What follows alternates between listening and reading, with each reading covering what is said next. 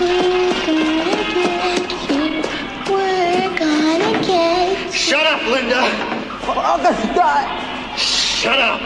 All of us. Shut up! Oh, Ash, how sweet of you. God forgive me, Linda. To the act of bodily dismemberment. Hit her! I really love it. Hit her! I love it too. Hit it!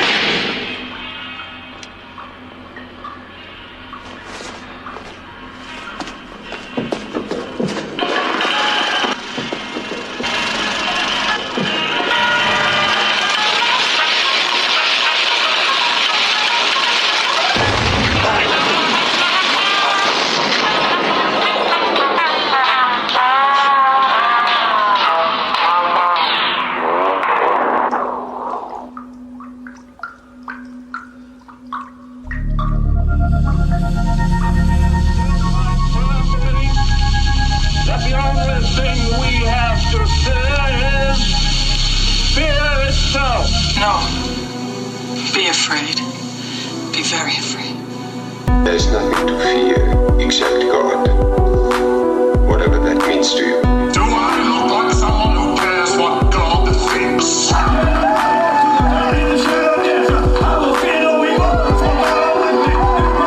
Why do I say this? Because we got Holy Ghost power!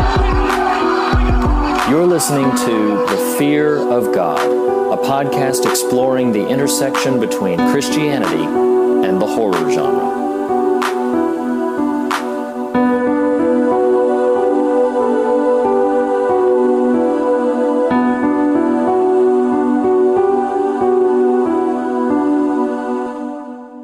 Hello, everybody, and welcome back to another episode of The Fear of God. This is, in fact, episode 107. I can't believe it. You guys, you can probably believe it because you're at this point, you're like, no, really, Nathan, we can believe it. So, talking to you right now is Nathan Rouse, one of your favorite hosts on this Ye Olde Fear of God podcast, that deserted intersection between Castle Rock, Maine, and the Noah's Ark amusement park in the Midwest somewhere. So, which may in fact be its own horror show. So maybe that was a bit redundant. I don't know. But Christianity and the horror genre, that is the intersection we occupy. There are a few other inhabitants along its quiet highways and byways, but it is where we like to take up shop. And here you are. So again, I'm Nathan. Typically with me is college chum, best man at my wedding, Reed Lackey. He was gone for a minute, but he came back in from, he said, just like stepping outside for a minute. He was looking really beat up and kind of bloodied though. Like he couldn't really describe what had happened. Something about the trees attacking him. I don't know. He suggested attacking me, which felt really just, I don't know. I'm not used to that from Reed. I had to lock him in an adjoining room. He keeps banging on the door, trying to get out. It is, frankly, you guys, I am a little worried. It feels like it's hit a strange new level. I'm not used to this. He is, generally speaking, pretty mild-mannered. This is not the Reed I'm used to. He kept uttering, join us, over and over. I'm just going to leave him locked in the little room over there while I think about what to do with him. While he's there, though, I just want to ask you guys, for your help, because you doing this may be able to help Reed come out of whatever this weird state is that he's in. If you can go to iTunes, it would mean a lot. Go to iTunes, leave that rating, leave that review, 5-star, of course. Otherwise, just don't bother. And it'd mean a lot. It would mean a lot to Reed. Maybe it would help him come out of this weird trance he's in. Also, just subscribe. I'm sure that would do the trick. I'm sure that would help him in a way that brings him back to the Reed we know and love. Reed. We're here for you, buddy. We're gonna get you. We're gonna. I'm totally broken out of the moment and freaked out, so stop doing that. Wow. Oh my gosh. Wow. Here we are. Reed, welcome back, brother. You looking good. You're looking better, even if it's just for a few minutes to do this recording with me. Then we can part ways, we can cut the connection, you can go back to being me tell you. Happened to you out there. So let me tell you. Tell me, please. The last 2 weeks I've been accosted and assaulted by something bit me in the face, then something bit me in the throat. I would take a repeat of either of those experiences to the experience you just put me through out in the woods. We're going to leave it there. I'm not going to say any more about it. We're not going to say any more about it, but that's going to be the extent of... In my defense, I didn't define where you got bitten the last 2 weeks. You kind of took that on yourself. I would have thought more like the hand, maybe the calf. Sure. Blame the victim, Nathan. I understand. Gosh, this is a dangerous episode already. We're like tiptoeing around the woods. You're I love how never. You what? I love how your laugh stopped in the middle of your throat. Listeners couldn't see the reaction that you did, but it was like you wanted to guffaw at what I would just said, and it turned into this weird retch. It was like no. It was yes, yes. It was shame. Oh my god.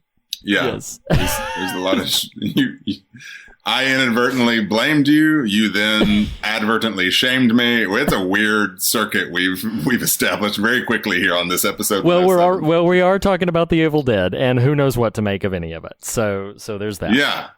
Well, let's right the ship a little bit here. Reed, we are in I Love the 80s. Last week, we astonished, like John Landis would listen to our conversation and be like, "That's not my movie." Like we threw ourselves for a theological, Christological loop, Indeed. and landed on perhaps one of the most staggeringly robust, inadvertently deep conversations we've had in quite a while. Certainly, but it's the 80s. That's what it does to you, brother. That's so we are jumping back in to I Love the 80s with a second entry here. I did want to read. Last week aired more or less around your birthday. It did, yes. This episode is on my birthday, brother. It's my birthday! It's my birthday! Yeah. So I've got awesome. my Jeff Goldblum happy ship. So... Happy birthday to you. Thank you. I did want to reiterate that the Fear of God East, you folks up in Canada, come on down. We're going to be doing a meetup for Halloween 2018 on October 19th. Halloween 2018 on 10/19. You like that? Oh, that's great. Check the Facebook group for exact times and whatnots, because I don't know exactly when those will be yet, but we'll make it happen. It's going to be a grand old time. It's going to be fun. Come out. Let's enjoy each other's company as we cringe in fear before the return of one Michael Myers. So I just wanted to hit that real quick. Reed, we're jumping back into I Love the 80s, our second installment. Today, we are dealing, in fact, with Sam Raimi's The Evil Dead. Before we do that, Reed, it is, yes, as we did with I Love the 90s, as we began with last week's part 1 of I Love the 80s, we are going to discuss real quickly, or share with the audience real quickly, numbers 40 through 31 on the top 50 horror films of the 1980s. Would you like to start us by doing the honors? Indeed I would. Okay, so your voted on number 40 is the classic, well, we can call it a classic if we want to. I think in the slasher genre, it's a classic. Directed by Robert Hiltzik. It's Sleepaway Camp, everybody. And let me tell you, if you have seen Sleepaway Camp, then you will understand why it is a shocker classic. You will also understand why, given its extremely controversial and shocking ending, why there's a caveat to the word classic. But I do think in many ways it is... Would you honor me by, if I ask, telling me what happens? Okay. I am about to spoil the ending of Sleepaway Just skip Camp. the next 30 seconds, everyone. Yes. Well, it's Reed talking. Skip the next minute and 30 seconds, everyone. You are a jerk. Okay, so the premise of Sleepaway Camp is they're at a camp and Right, somebody and they is somebody is slaughtering victims in various creative and violent ways. And there is a very shy girl who has come to the camp, and everybody's kind of worried for her. They try to bring her out of her shell. She's bullied a little bit, and there's somebody who's taken an interest in her. Tries to sort of bring her out of her shell a little bit. Anyway, the very controversial ending. There's a little bit more sort of setup that came into this big reveal, but the very controversial ending is that she is, they find her at the end cradling the decapitated head of the person that was trying to bring her out of her shell. And not only do you find out that she was actually the killer, you find out in, full frontal visibility that she is a he. And that is the extremely controversial, ending to Sleepaway Camp. Yes, indeed. And it all hinged like the entire. And there's a setup in the first 10 minutes of the movie that informs that reveal. But it's all that is the extremely controversial ending to Sleepaway Camp. Yes, indeed. Aren't you glad you asked? Okay. I mean. A little bit, yeah, because I find that now I'm just curious. I mean, I don't really have the compulsion to go watch it, not because of that anyway, just in general. But I don't know. Okay, so I'll say this. Does it contextualize that at all, or is it one of those like we made monstrous this person who's just it's this anomalous fringe person of society, we made them the monster? Is it that? Well, it definitely could be taken that way, but in my mind, they contextualize it. And the fact that there's not, to my knowledge, the fact that there's not more overt perpetual railing against banning this movie, I feel like they probably contextualize it well enough that it's, there's a psychotic break involved as well in this whole thing. So, but yes, to my mind, is it played by a woman actor? Yes. Okay. And is she just wearing a prosthetic or something? There's some composite. There's some composite. Gotcha. Movie magic. Can you go happening. into detail? I'm not going to do. All right. Next on the list of the top 50 on numbers 40 through 31. That was number 40. What? Reed, what? So before we leave it, I will say of Sleepaway Camp. Let's talk about it some more. No, up until that ending, up until that ending, it is a very inventive, very effective, not even saying the ending's not effective, but up until that ending is a very inventive and effective slasher. It is a slasher classic. So yeah, I mean, I understand the praise that it gets. I also understand why if somebody's like, that ending though, I get it. Right. So. All right. Number 39 is The Howling, which, as we will all recall, features some tawdry wolf love in the forest. It is directed by Joe Dante. We did feature it last year as a companion piece to The Wolfman in our Universal walk. So what's number 38? Okay, so number 38 is Swamp Thing, directed by none other than Wes Craven, and starring Adrienne Barbeau. Those members of Fear of God who remember our episode about The Fog will remember Adrienne Barbeau. Based on the DC Comics property, which I've only read a scattering of comics, and it has been years and years since I've seen Swamp Thing. But yeah, it's fascinating to me that in Wes Craven's mostly original catalog, this is, he directed this very clear adaptation of an existing property. So, have you ever seen Swamp Thing? No. I mean, I think I've seen screenshots of it just over the years. Sure. Yeah. Various comic news and whatnot. Is it any good? Do you like it? My memory of it is that it's passable. I don't recall being overly affectionate towards it, but my memory of it is that if you're a fan of the property, I mean, it's steeped in cheesy 80s effects. I think the effects are not very strong, but yeah, I mean, I actually, when I saw it land this high on the list, it made me want to seek it out and revisit it, which I may still do. I did hear they're making an updated version that's sort of heavily influenced by our current state of culture called Drain the Swamp Thing. On number 37 on our list is we did go into great detail about the cat, and that is The Reanimator, directed by Stuart Gordon. What a lovely little piece. Exactly. I'll make a comment here just that, like, if anybody wonders why we breezed past Howling and why we're breezing past Reanimators, because we did entire episodes about it. Go back, seek those out. They're fun. You'll like them. Number 36 is I love this movie, probably more than it deserves me to love it. Also directed by Joe Dante. He's going to show up one more time in this specific countdown. But also directed by Joe Dante. It is The Burbs, which is short for The Suburbs. It's got a little apostrophe in there, starring Tom Hanks and Carrie Fisher, about the horrors of creepy new neighbors who move into suburbia. It's more comedy than it is horror, but definitely has some horrific elements, and I think it's quite good. I like it quite a bit. I've seen it once and years ago, so it would not have any sort of context around my current life in terms of like my knowledge of it. I have no recollection of positivity around it, so it is interesting that you do enjoy it. I do. I will say that it features in a lot of early Tom Hanks works. He would have a freak out moment where he would just freak out and start going off on everybody in a very Tom Hanks kind of way.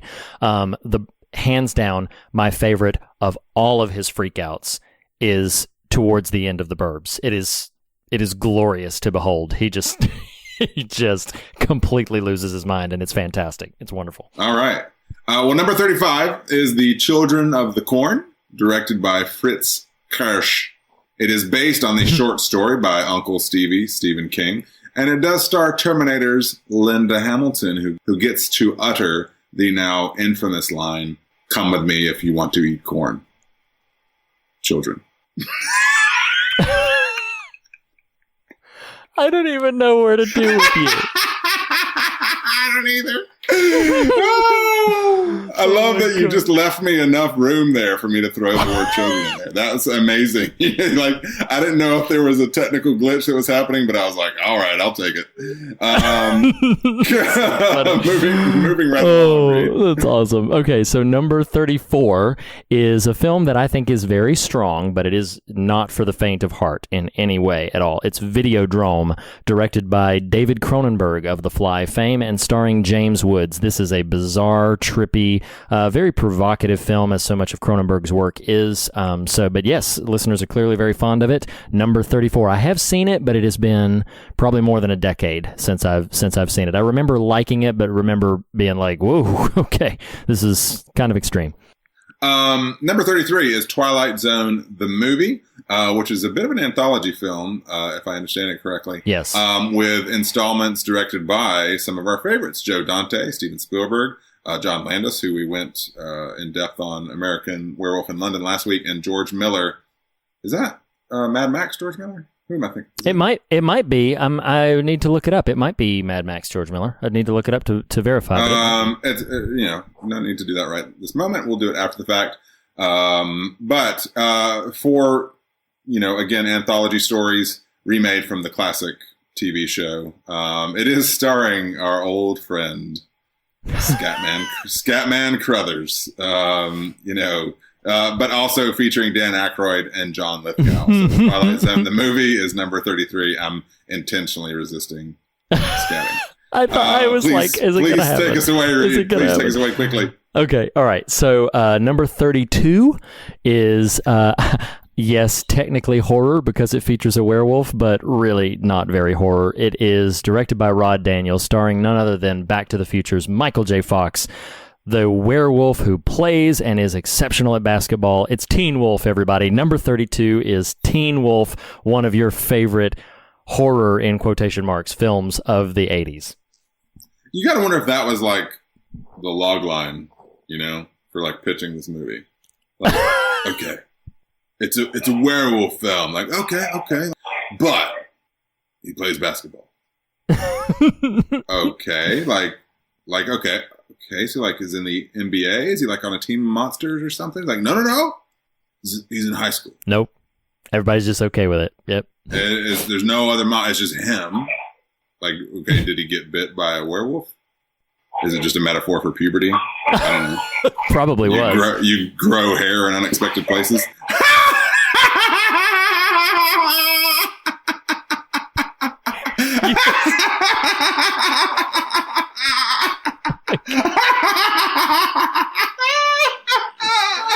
Oh dear Lord! Oh my goodness! Honest to God, I don't know what to do. Moving on, Lord, to 31. Okay. 31. Is, bring us home. I will. I'll bring us home. It is Halloween 3, Season of the Witch, directed by, not to be confused with Jones, Tommy Lee Wallace. Mm-hmm. Now, this is, Reed, I don't know if you know this, but this is the only installment of the Halloween franchise that doesn't feature Michael Myers. That's right. That is correct. And in fact, it was originally heavily derided, but, you know, one might say in recent years it's become a newly appreciated kind of horror classic in its own standing. You're so right, Nathan. I'm pleased to know how much you know about Halloween 3 Season of the Witch. It just delights me. So no, in all seriousness, like there is a lot of conversation. I've heard multiple critics say this in multiple venues where they say, like, had Halloween 3 been released purely as just Season of the Witch, it might have been much more successful and regarded as a horror classic much earlier than it already is. As it stood, being Halloween 3, people wanted more Michael Myers, so it really kind of derailed the franchise for a bit, and it was very trashed upon for a lot of years. But now, you know, revisiting it, most people, and I'm in this camp, most people went back to it and been like, that movie is good. Like, yes, it's not a Michael Myers movie, but it is a good horror film, and it is a lot of fun. So yes, Halloween 3 Season of the Witch is your number 31, and that ends this installment of this week's countdown of 40 through 31. We will be revisiting this countdown for 30 through 21 next week's episode, but we have a completely different film to talk about right now, Nathan. Why don't you? We've already told him, but why don't you illuminate for us once again what film we are discussing this week that was in the listeners' voted top 10? What is it, Nathan? You know what my top note after our list is? What? I want Jurassic Park back. I know. I knew it was coming. I knew this film was eventually going to be talked about, and I was like, I have no idea. Like, I put him through Reanimator. He survived a variety of other, you know, horror iterations, barfing on bag ladies left, right. But I wasn't sure exactly how you were going to react to Evil Dead. I won't say your reply to me when I just told you to buckle up, but I think it was appropriate. Yeah, it was R-rated, which is why I'm not going to repeat it. But yes. Yeah. Unlike this movie, which was X in its first inception. I guess my one sentence thought for this movie is this is nasty. It is nasty. It's so nasty. It's so nasty. It's so very gross. Friggin' nasty. It's so very nasty. Gross. Like, it's very gross. So I'm gonna tell a funny story about being in a cabin. Oh, fun. I had to ask my wife. I was like, "Hey, I'm gonna tell the story on the podcast. Will you refresh my memory?" So for this movie, if you've never seen The Evil Dead, many horror fans will recommend you watch it. I'm not necessarily going to encourage you to do that, but if you do, or rather if you don't, just know it's about friends in a cabin. I don't know if it's the proto version of this story, but it is. Yes, it is. Okay. It's the friends in the cabin and everything goes wrong. So for our honeymoon, it is funny to look back on this in hindsight. Like in my head, like I'm just like a hopeless romantic. I mean, you know that, Reed. Oh, yes. But everyone, I had this thought. I was like, and this is 2004. That's when I got married. We went to Gatlinburg, and like I don't actually love the fact that I went to Gatlinburg for my honeymoon, but it was more about the sort of like, let's go to a cabin in the mountains kind of a vibe. We got married in January. You were there. I do. I was. I mean, not for the honeymoon, but yeah, Right. Or were you? That might be where the story goes. Oh my gosh, I hope not. I don't remember. So we're in the mountains of Tennessee in this nice cabin. I mean, it was a good cabin. One, it was annoying because there was a ton of construction work being done at nearby cabins. So like you're awakened at 7 a.m. by hammering and Oh my gosh. sawing and other assorted construction sounds. Well, one night, and as some of these cabins are done in their architecture, like the valley facing side of the cabin is more or less all window, right? Like it's just this big open look out onto the mountain, down the mountain. Well, one night we're going to bed, honeymoon style. I don't believe you. I'm just kidding. It just came to me in the moment. I really don't know. I don't think that was happening. But but anyway, so we're going to bed for the night. The lights in the cabin are off, and no lie, like the bedroom door is closed, and a light comes on out in the cabin. Okay. And then it goes off. Mm-mm. Yep. Nope. And if it was a hallucination, we shared it because it wasn't. Is Folie à Deux, the madness of two? That's an X-Files reference. I got that. So this light flickers on and then goes out. Well, I grab, because this is what you do. You're a married man now. You gotta protect your bride. I grabbed the carved giraffe by the neck and held it aloft above my head, and in my underwear. Oh my gosh! Scared. Of course. I just went wandering out in the cabin, and then I heard this noise. It was like, "Join us." Oh, I was about to say, like, come on. I'm just kidding. No, that's kind of where it ends. There was nobody there. I don't know what happened. That was terribly anticlimactic. Well, I was expecting like a cellar door. Some stories are just that way, Reed. They just end like American Werewolf in London. They just end abruptly. It's like they just stop. Like, nope. Yeah. I went up there. There was nothing there. There's nobody there. That was the story. Oh my god! In that case, it was more about the setup. I agree. It was me sharing a story of being in a cabin in the woods. Oh, it's true. Yes, indeed. I have not spent many nights in cabins. When I have, they have not been nearly so frightening or nearly so unnerving. But yes, you asked near the beginning of your story if this was the sort of seminal cabin in the woods scenario. To my knowledge, it is. It's not that there's never been a remote cabin in any horror film, but this is one of the sort of definitive. People go to a cabin and bad things occur because they went to this cabin. Well, I want our Fear of God historian, Stephen Beckley, to get on the case. All right. Because being a definitive thing and being a prototype of a thing are two different things. That's a good point. Stephen, get on it. Use your sleuthing, your investigative skills, and figure out, is The Evil Dead the proto Cabin in the Woods film or just the definitive? Right. It's unquestionably the definitive. Is it the proto? Well, right. Let Stephen do his work. Reed. Okay. Now that he's on staff. Thank you, Stephen. Yes. Vera, thank you for craft services as always. That's excellent. We don't pay anybody but Lee Racky. And even him, not enough. No, not nearly enough. Just in pats on the back. So brief factoids here. One, I actually really enjoyed reading the sort of beleaguered production stories oh my of gosh this film. Like, yes. It's rough. Oh my gosh. I'm surprised they made it through it, honestly. It is yes, it was very, very difficult to make this film. Like, difficult for everybody involved. We referenced this on, I can't remember what episode, but the youth of head production people. Do you know how old Sam Raimi was when he shot this? I heard he was like 20. Yep.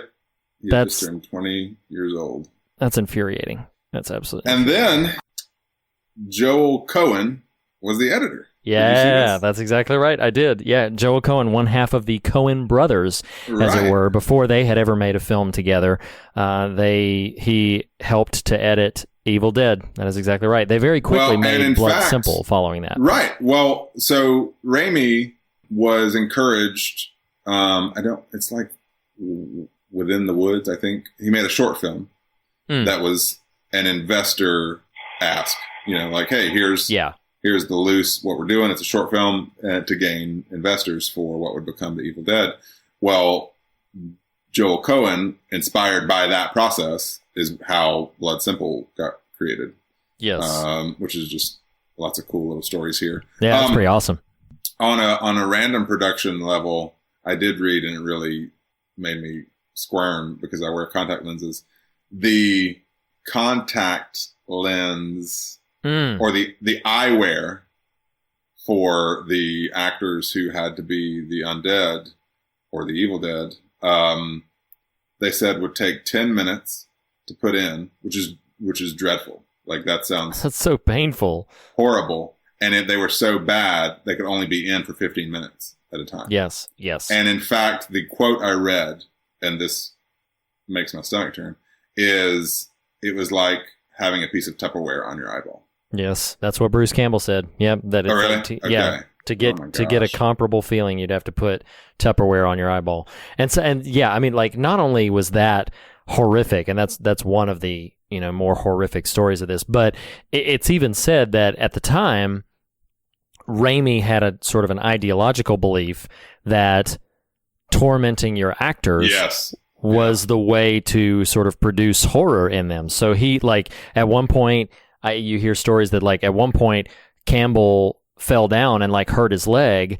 Well, at multiple points thereafter, Raimi would, like, poke at his leg to exacerbate the limp. And I'm just like, man, like, they were really good friends. And I'm like, like, Nathan, if you and I decide to ever make a movie together and I hurt my leg, you and I will not continue to be friends if you just, like, poke at my leg to keep it bad so that the horror of the film will be I'm telling you right now, our friendship, beloved as it is, does not extend that far. It just does not.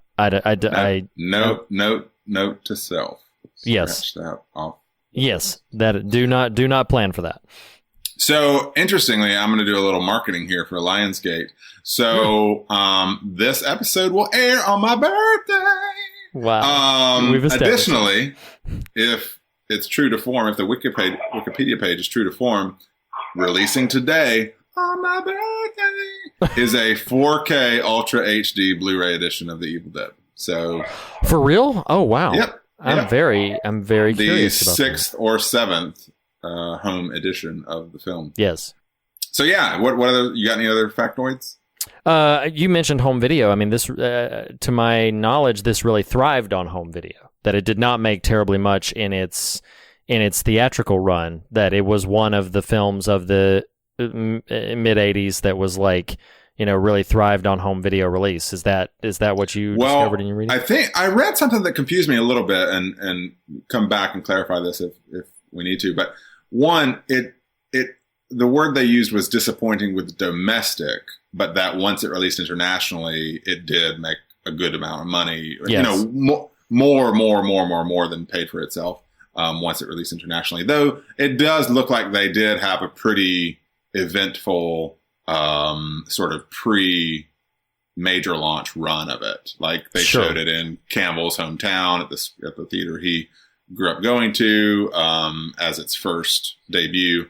And what I was going to say was a little confusing, because then it alluded to later on is Wikipedia at least referenced a tandem release of, like, a theater and a home, and that was a really big deal. But then a few sentences later, it references when it released to VHS. So I don't know. I don't know if that was.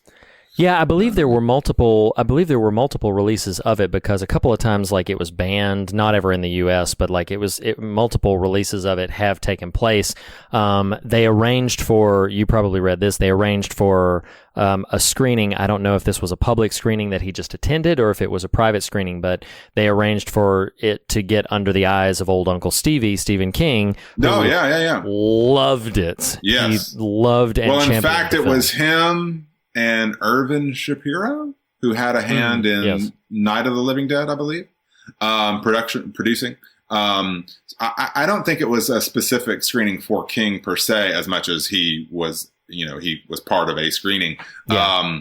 But it was him and this Irvin Shapiro guy, and I think there was one or two other sort of, at the time, heavyweights that whose names might not mean a ton to us right now, but that really helped it gain a lot of steam, and really helped it move from what would have been just a lower kind of budget, but maybe cult classic indie, into the more like, kind of upper level conversations. Sure. Right. Yeah. Well, and hear me, like, this movie is disgusting and it's nasty, but it is kind of cool when you contextualize some of these kind of classic films and sort of how they hit the zeitgeist and all that sort of stuff. Those are fun stories.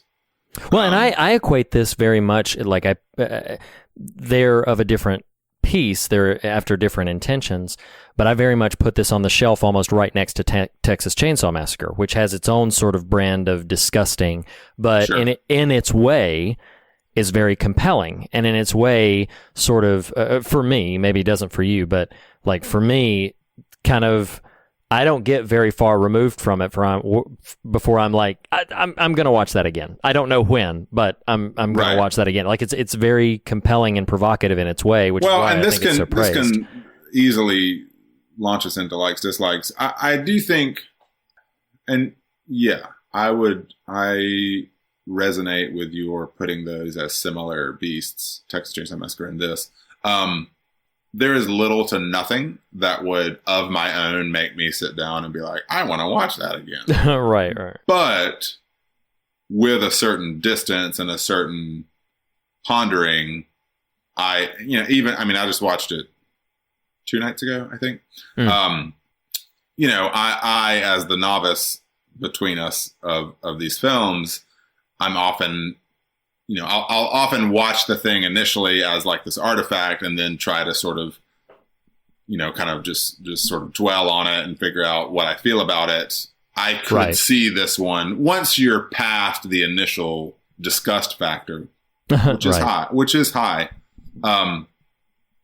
I can see a case that I would not like pine for, hear me, where I'm many qualifiers. I know, with a group of people and someone's like, Evil Dead, and I'm like, fine, let's do it. I love how eventually it was going to be like, okay, in a scenario where I was in a hospital bed and tied down and it was on the TV and I couldn't reach the remote. If I broke my leg in a freak accident and I'm just being nursed back to health by horror fans for whatever reason, I don't know why, but if that's happening and they're like, Nathan, you're strapped to this bed, you can't move, let's watch The Evil Dead, I'll be like, fine. I would not thrash around as much. So I do have a question for you that I didn't realize I was going to ask still right now. If you need a minute, question. I know. If you need a minute, okay, because I know you had similar sort of strong reactions to these two films, and they're of kind of a similar nature and tone. Which do you think you would want to revisit first, or more quickly than the other one? The Evil Dead or Reanimator? Which of those do you think you would be more easily persuaded to revisit? Right now, I don't personally find Reanimator enough of a benchmark piece. Sure. Like, I know it has its fans and it's considered quote unquote classic, but I don't view it as enough of a benchmark piece, and I don't have enough investment in any of those performers to think I'd be more open to that than Evil Dead. Even for as little as I've actually seen him in, I do have an appreciation for Bruce Campbell. He's amazing. As just a performer and a personality. So there's a little bit of fun factor in watching Ground Zero for his career. I mean, I would between those two pick this one. And I will say on that like as the series progresses, it's interesting. Yeah, will you speak a little bit to like in relative brief? Sure. Like do they just ignore the end of this movie, which seems to suggest not him dying, but how do they pick up from here? So Evil Dead 2 begins somewhat jarringly, because in the very beginning, they sort of reacquaint you with the events of the first film. The problem is some of the events that they reacquaint you with have changed. Like, characters are different, and you know, specific events are different and everything, and it just sort of lands him back at that cabin. And so Evil Dead 2, it sort of gets to the action much more quickly, dives right in. Evil Dead 2 is considered by many to be the better film to watch, because it doesn't have some troublesome things that we'll get into from the first film, namely that tree scene we alluded to earlier. Right. But it also establishes Ash as more of a not sort of just a knight in distress, and more just like an active sort of hero. Sure. And Evil Dead 2 is where I don't know if you even know that this is a thing, but Evil Dead 2, arm. He loses his hand and gains a chainsaw arm, as it were, and that follows him through into the next installments. It's funny, I having not seen any of these movies, I did know I would not be able to sit down and write or articulate it, but I did have a loose understanding of some of the beats, because I actually watched the stage version. I don't know if you know there's a stage version of Evil Dead the musical. Really? I have. No, seen I didn't know that. Yeah. That is funny. A theater, I did not know a theater here in Charlotte produced it probably about 5 or 6 years ago at this point. Wow. And I did go see it there, and you know, it had a lot of those kind of what have become myth points for the franchise that, you know, I didn't have a ton of context for, but you just kind of pick up in the viewing. Understood. And so I knew that's why it was interesting watching this movie, because I knew the aesthetic of the chainsaw hand or whatever. And then in this movie, you see that chainsaw. Right.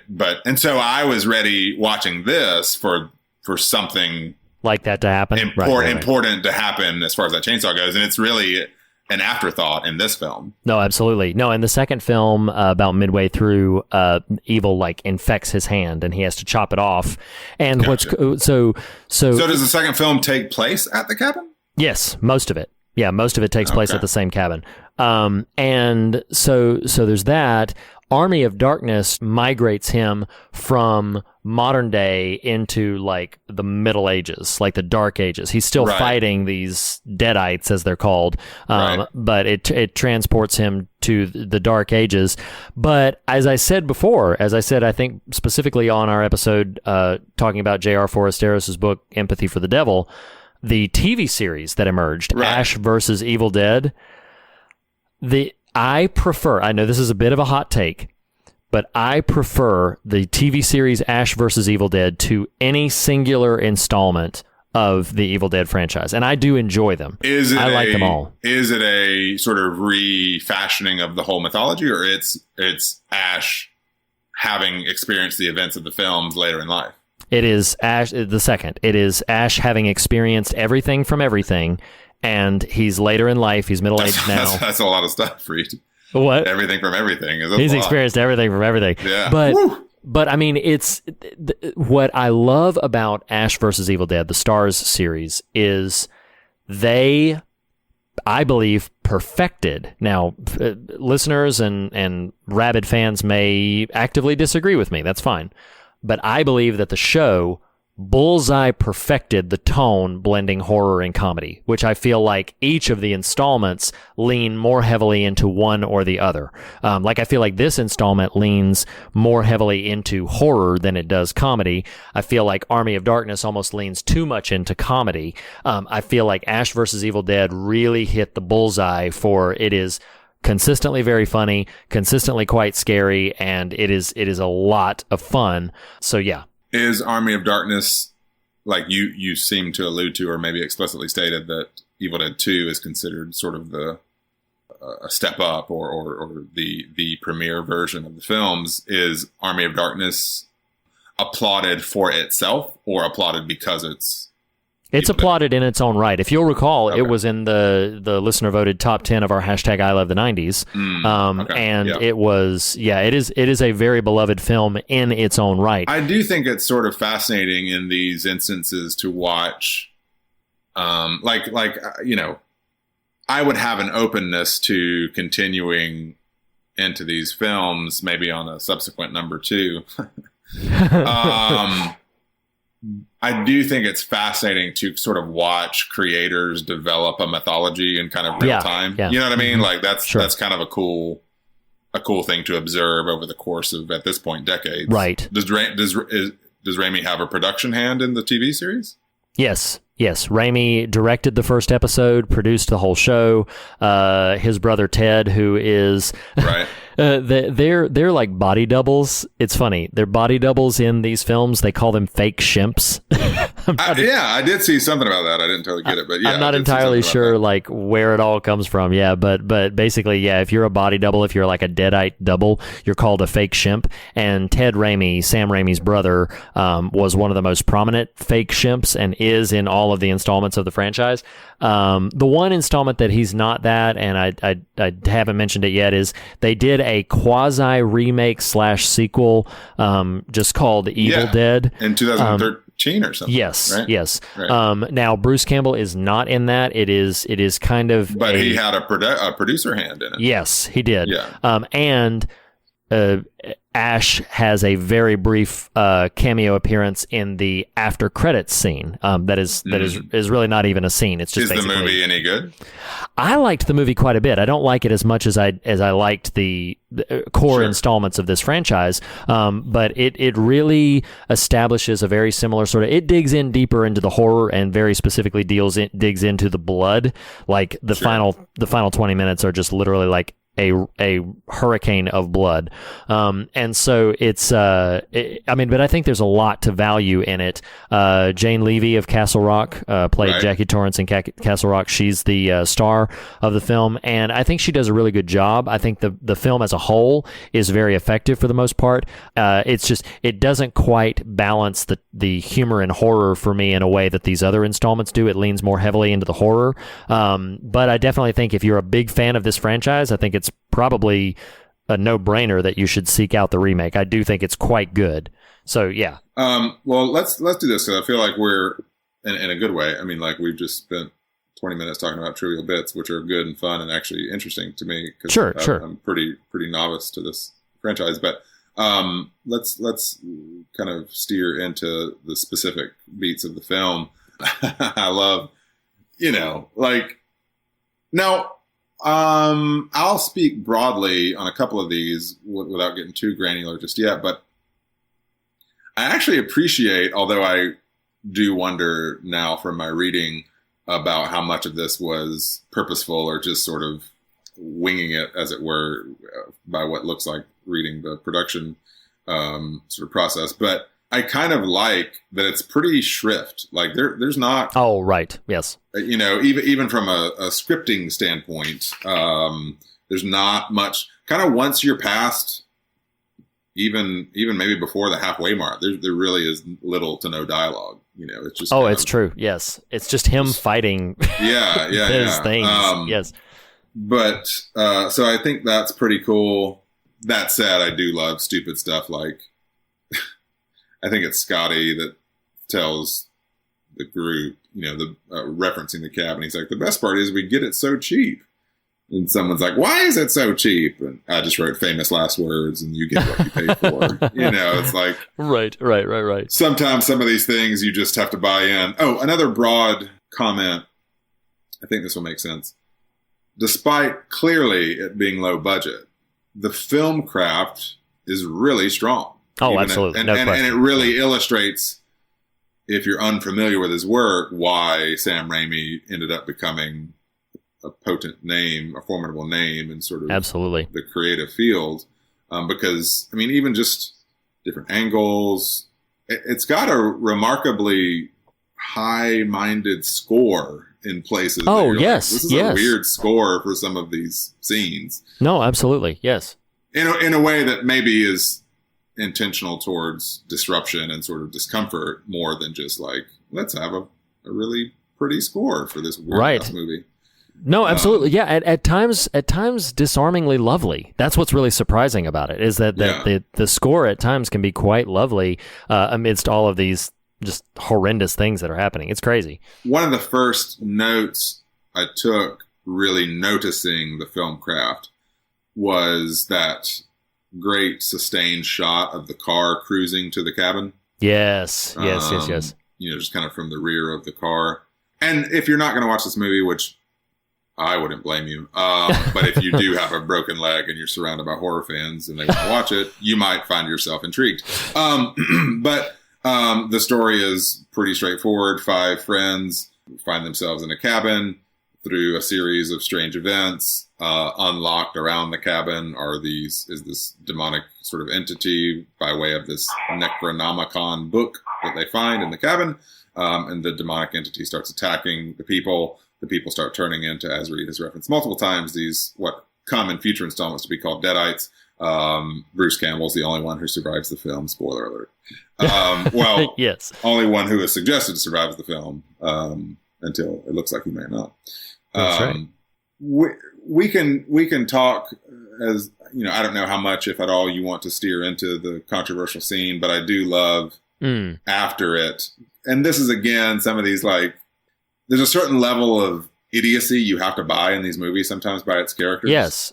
Oh, and, yeah, and again, I don't know if this is 2018 me who's familiar with horror tropes, you know, layering onto a 30-year-old, a 35-year-old film, or at the time, no, these were dumb characters too. Like there's just, you know, I think it's Cheryl after her encounter in the forest comes running back in, and Ash is like, "Did something in the woods do this to you?" And it's like, what?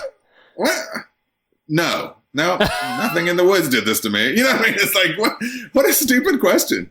Oh my gosh. Which is compounded, which is a compounding agent to what is already an incredibly stupid character choice that, again, you just kind of have to go with. Sure. Of her exiting into the woods on her own anyway. It's right, you know, that is one of those moments where you're like, okay.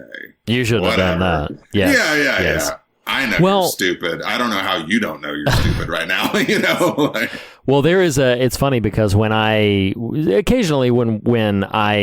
we know that a film is going to be covered and you have never seen it, I will give you certain content advisory warnings. And I warned you about this controversial scene. I will, as tactfully and tastefully as possible, illuminate for the listeners what we're talking about. There is a scene, if you have not seen this film, where a woman is out into the woods and there is an assault on her of a perverted nature by the trees and the vines around, which is obviously, for obvious reasons, it's a very uncomfortable scene to watch. It has been varying degrees of controversial in its time. Occasionally, the countries that have banned The Evil Dead have cited that scene specifically as almost the solitary reason why the film gets banned. Sam Raimi and, to a lesser degree, Bruce Campbell have distanced themselves from justifying that scene in later years. They, you know, Raimi has specifically said if he had it to do over again, he would not have included that scene in the film. He would not have shot it. I can appreciate that because, you know, to briefly step outside of our immediate context of discussing the innards of the film, that is one of those movie moments where critics of the horror genre have a leg to stand on. No, I agree. You know, I agree. It's like, there's just really, and especially this day and age, and I don't say that cynically. I just mean like, it's just a really unfortunate inclusion in the film, you know. Yeah. And I would be curious, and that does hearten me to hear that they've, you know, distanced themselves from it over the years. But I would be curious, just for my own insight, to sort of read some of that. Because anyone who would 30 years on defend it, you'd be like, well, yeah. No, I understand. That's troubling. Anyway, so that happens, and you know, you I don't remember exactly what you said, but I knew that scene existed and was in the film. Killer Clowns from Outer Space. I made this reference 2 weeks ago. I saw that scene, the Evil Dead scene. Really? Scene, oh, wow. When I was a wee lad, and, you know, probably like 11 or somewhere in the 10 to 12 range. I mean, like, I can tell you who it was and where I was and the type of environment, not because it was instrumental to me or like formative, but just because it's so weird. And especially when you're that young and, you don't really understand what is happening. It's just a really weird scene. Yeah, sure. But I didn't see the movie. I just people were watching it and I happened to be present when that scene was happening. Yeah, It's like, of course. Yeah, I gotcha. So yeah, I did know about that scene and maybe just my general media consumption over the years. It's just something you're just aware of, Sure. Jumping back into some likes, dislikes. I actually love the scene. It's a shot once Cheryl, who is Ash's sister, Bruce Campbell's character's sister, she's the one who gets assaulted by the trees. She's the first one to turn into the Evil Dead.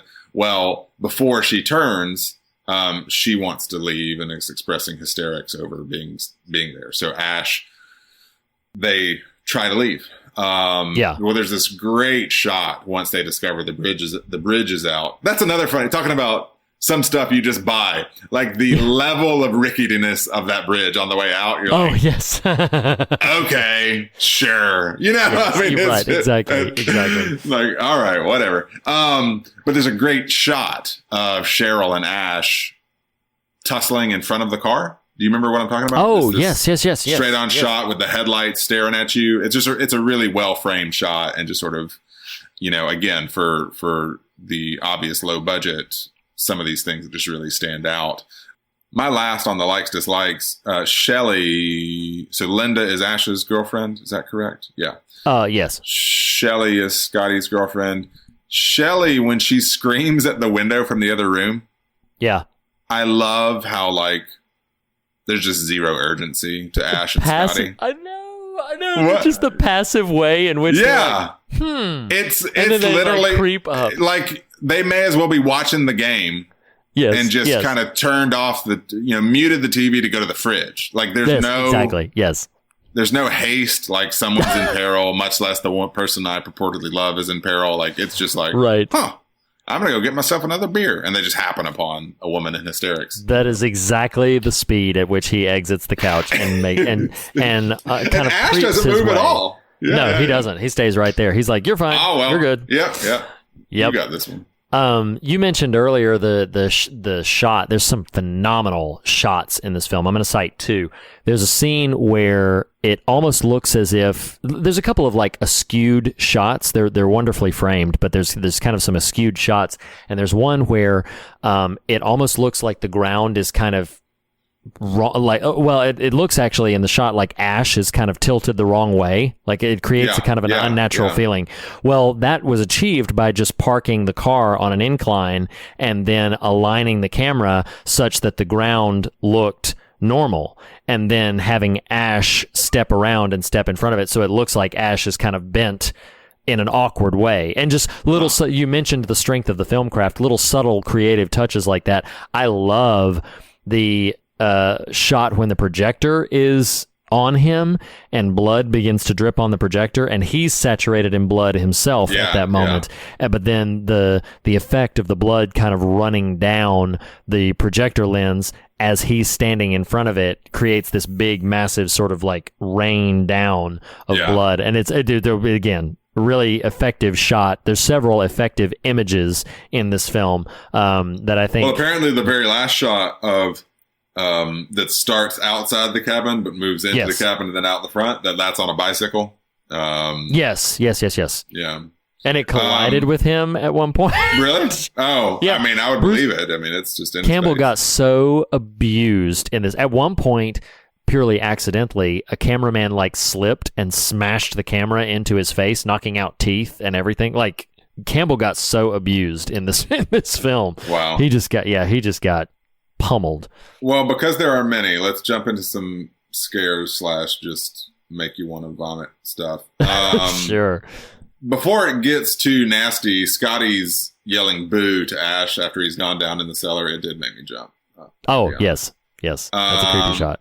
And then I wrote, why the F would that dumb girl leave the cabin at all? much less by herself, then I wrote, she's so dumb. Yes, it's true. You are so dumb.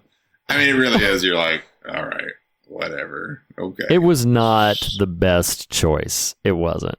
Well, and I think that's funny too, like for all the praise of the film craft, and this isn't even me like trying to diminish the film, because I mean, clearly it's got its place, but there's just no, maybe there's a case to be made that the sort of Evil Dead essence is beckoning her. And I could maybe go with you on that, but the movie doesn't really, this movie at least, I don't know what subsequents do, doesn't really establish real specific rules. Sure. No. So it really just looks like a stupid character making an incredibly stupid choice for no other reason than because she's a stupid character, you know? Right. So, no, I get it. The foot stabbing is disgusting. Oh awful. my gosh, yes, and how it just like grinds around in there. Oh my gosh, yes. No, it's terrible. Didn't need the word grind. I wrote, when you eat your own hand off just because. Oh. That's disgusting. Yep. We can go through these real quick. Scotty hacking up Shelley. It's disgusting. That's pretty gross. That's pretty gross. That's gross. Yep, all of them. You can just end with just, that's disgusting. That's disgusting.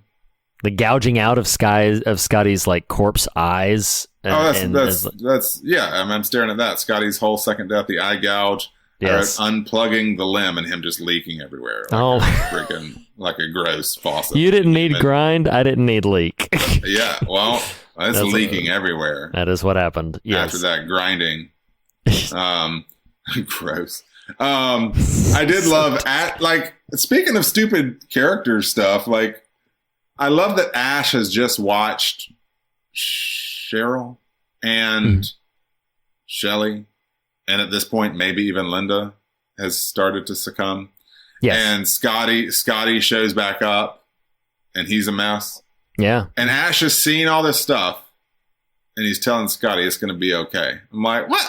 I know, that is a force. You ain't no kind of friend. What are you doing that for? No, it's not going to be okay. Kill him. Like. Chop him up right now, like quick.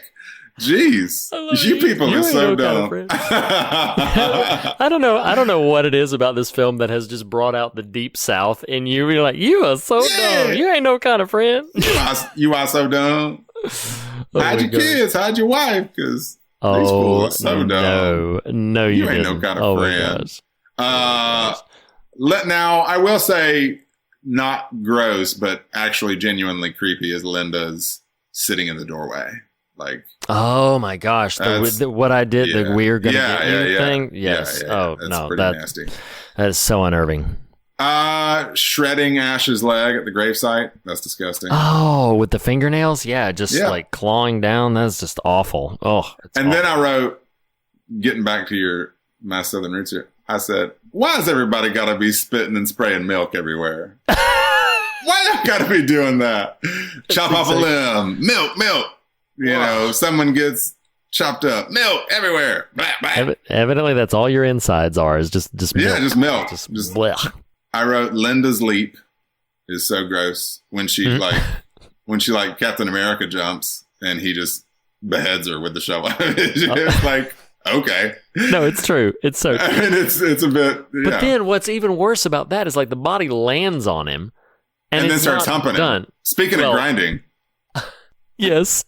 But I was referring to out of the top of her now. She milks. No, onto him. She milks and blood. And then starts grinding on it. Like squirts. Oh my God.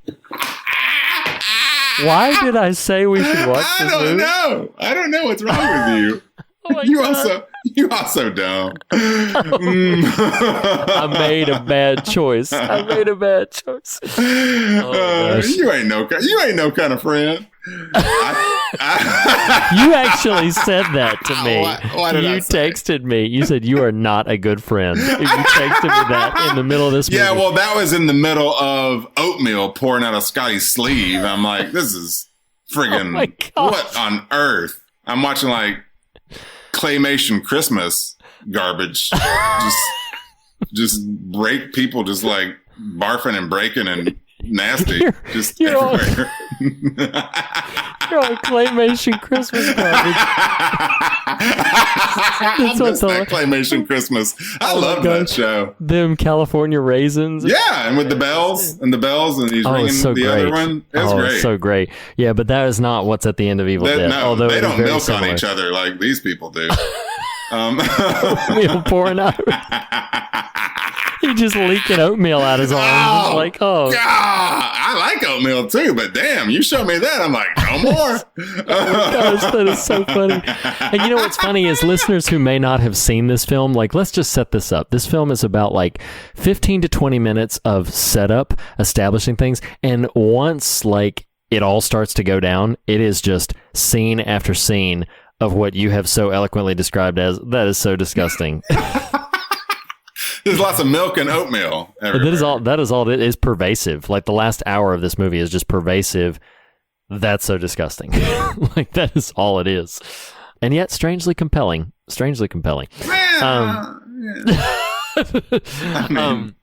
Like define compelling. Right. It's a claymation Christmas barf oatmeal.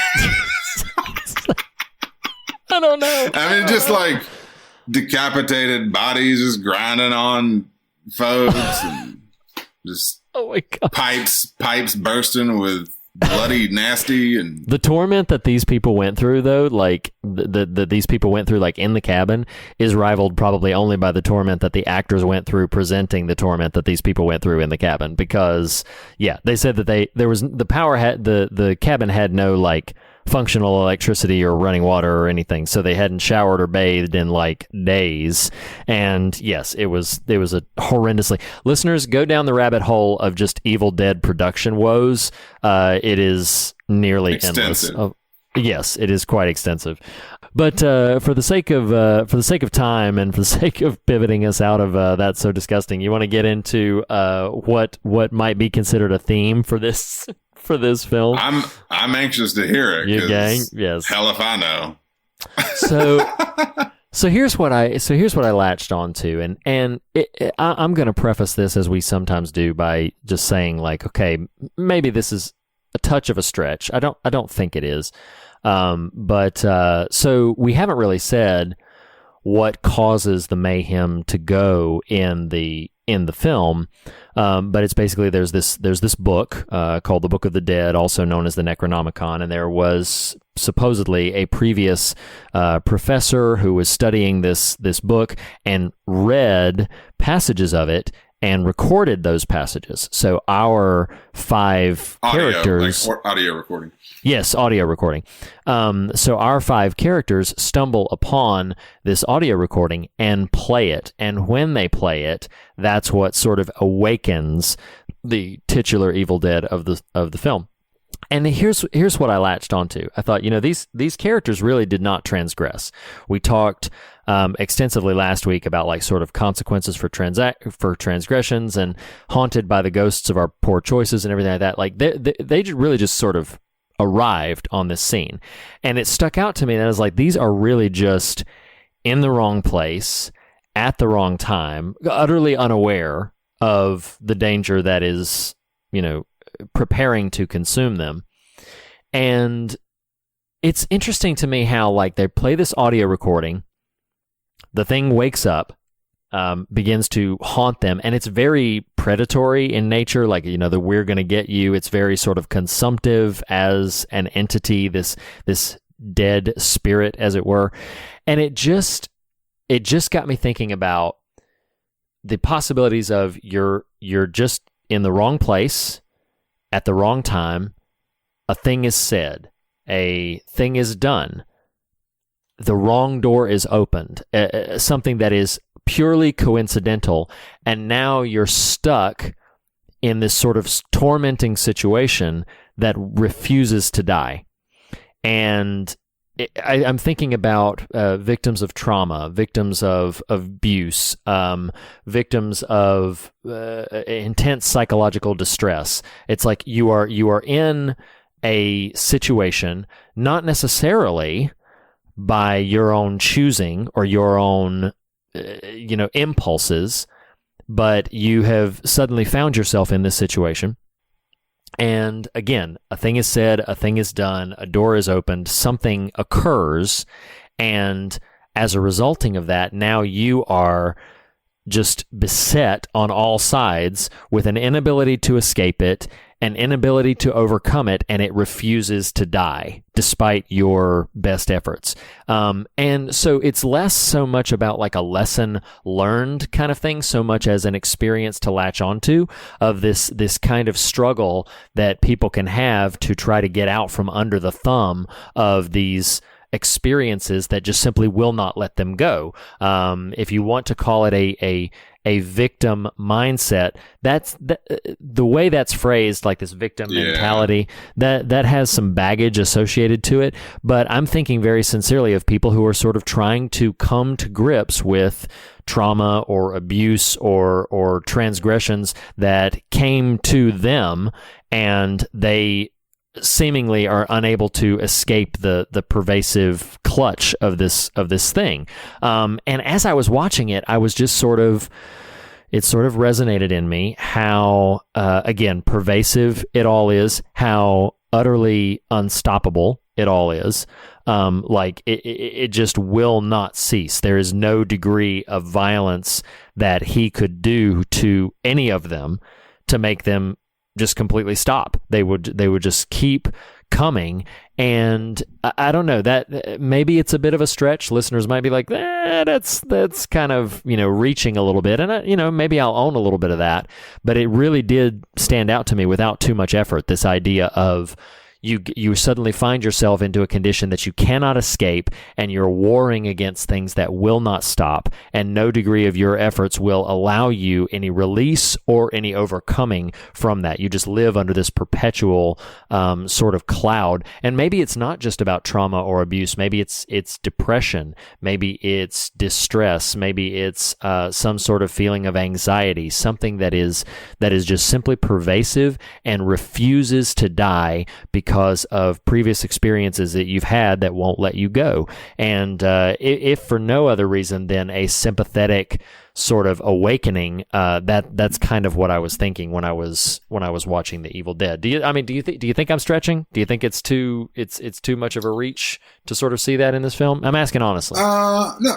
I mean, part of our task is to mine the potentially shallow for something of some depth, and sure. And though some things can mean nothing, everything can mean something. True.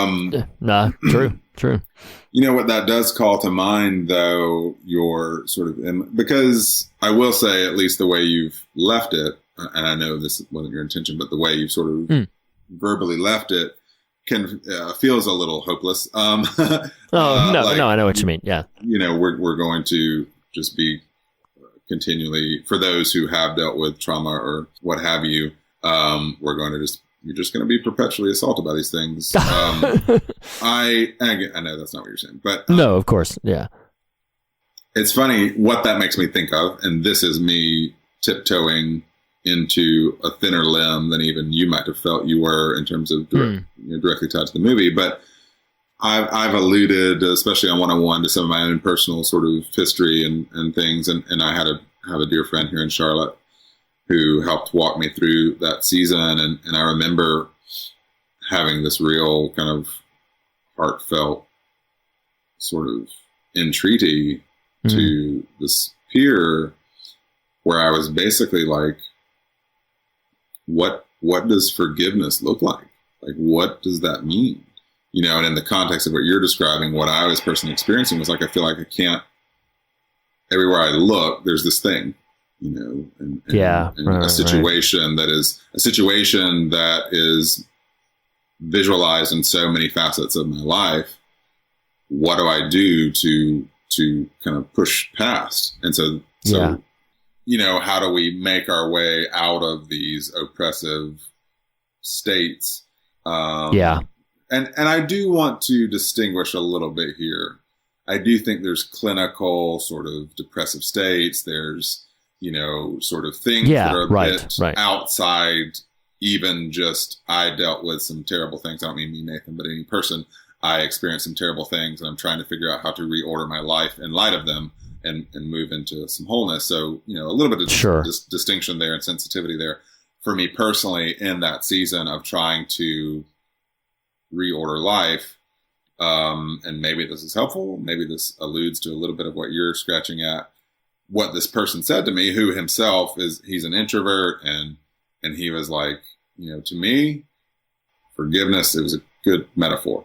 He's like, forgiveness is a clean house.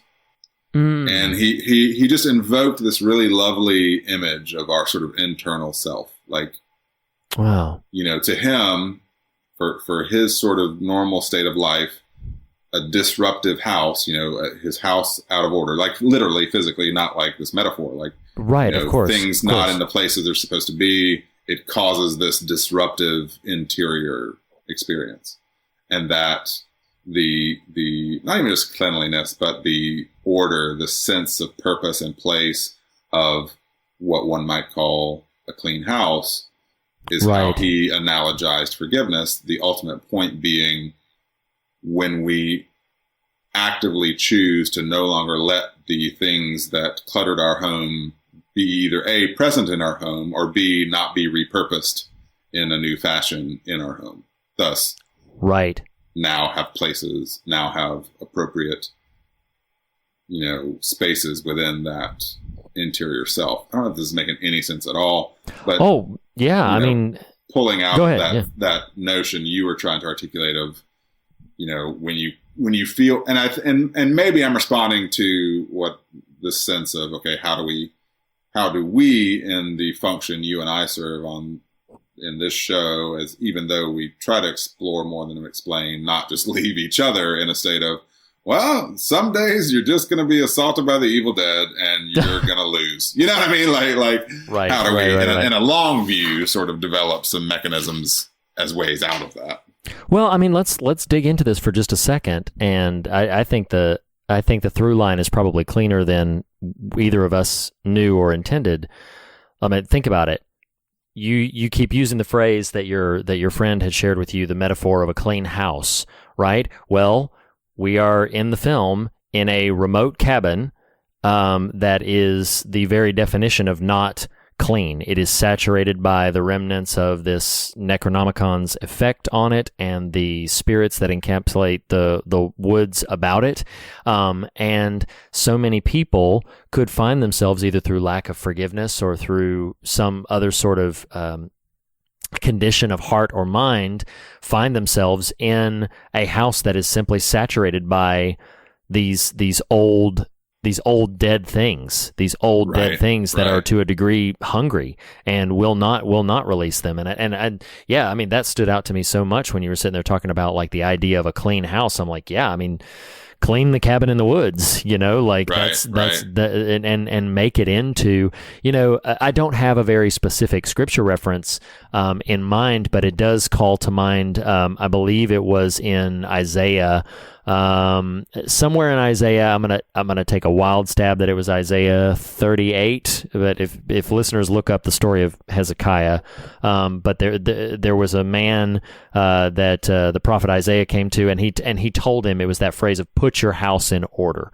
It was basically like, your days are numbered, time is short, put your house in order.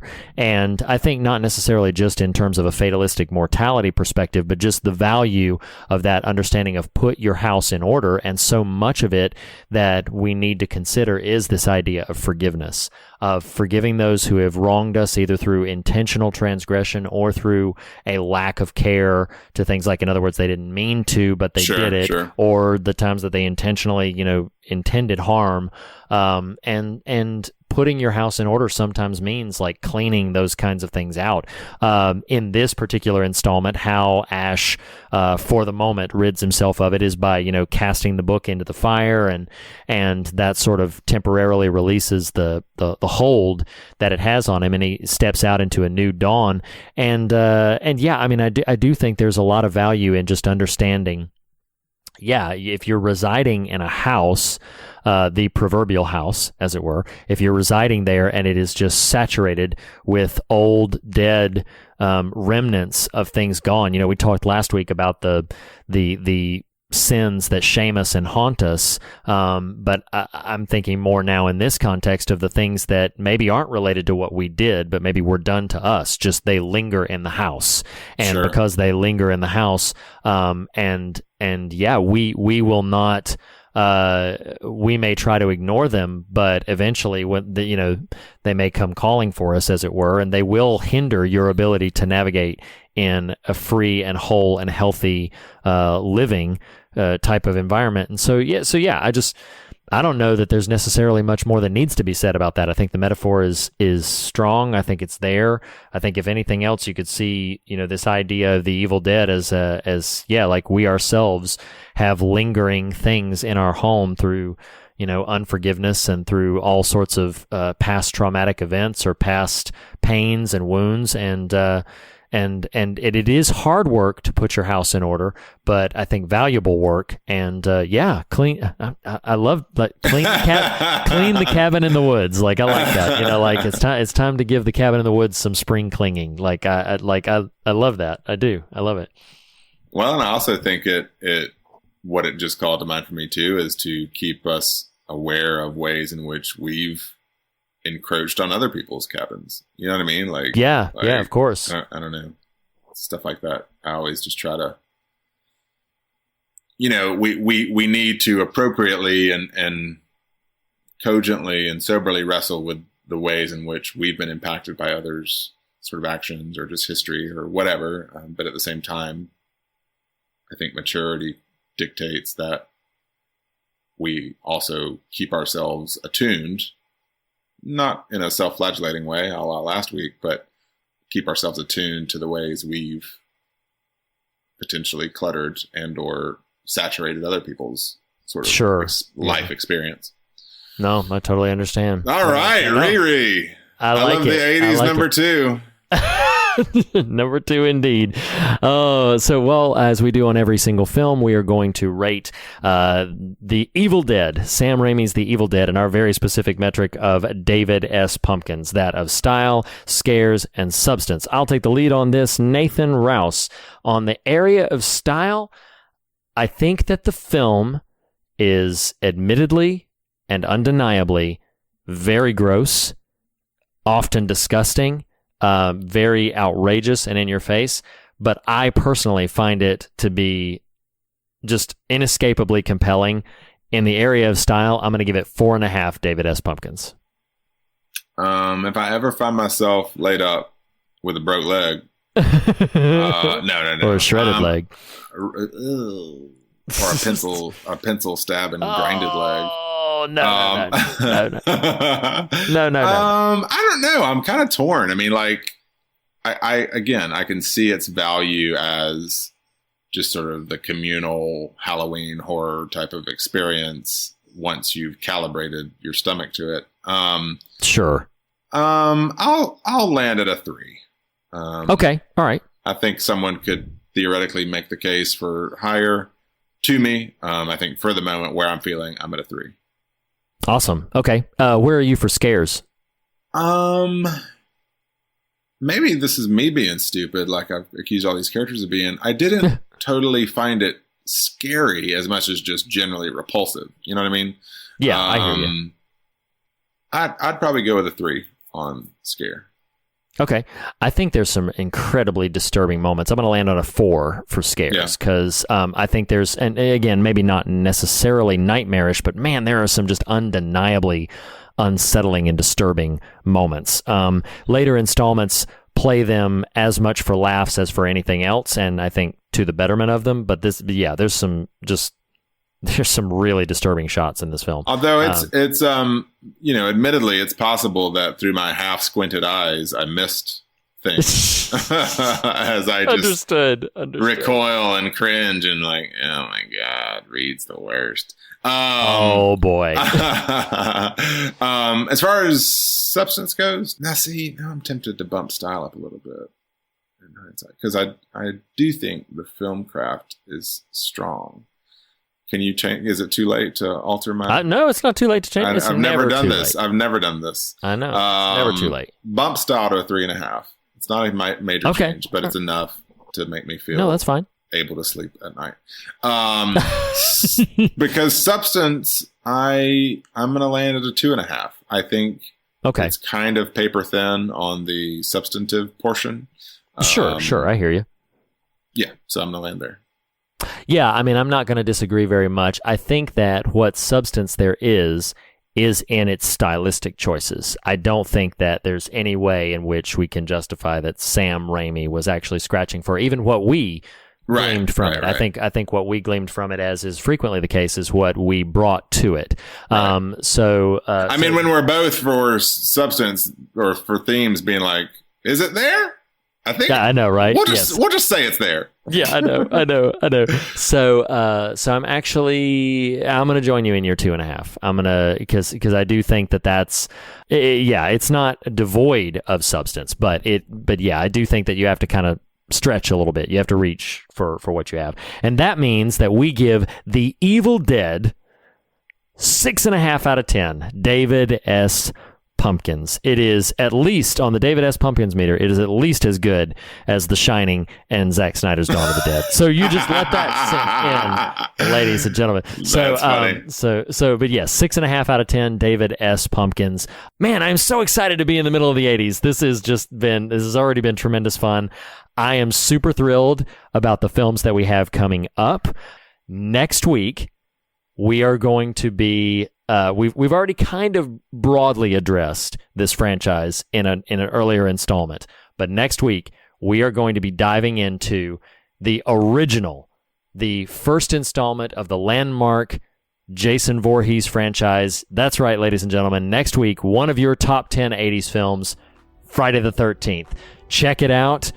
We will see you next week. Nathan, thank you so much for having this conversation and for indulging and enduring the Evil Dead. As always, but especially after this episode, I just want to thank the audience for joining us. Join us. Yeah, I am so dumb. That's all right. Thank you, Reed. I'll see you next week on I Love the 80s. All right, bye, guys. We'll see you next week.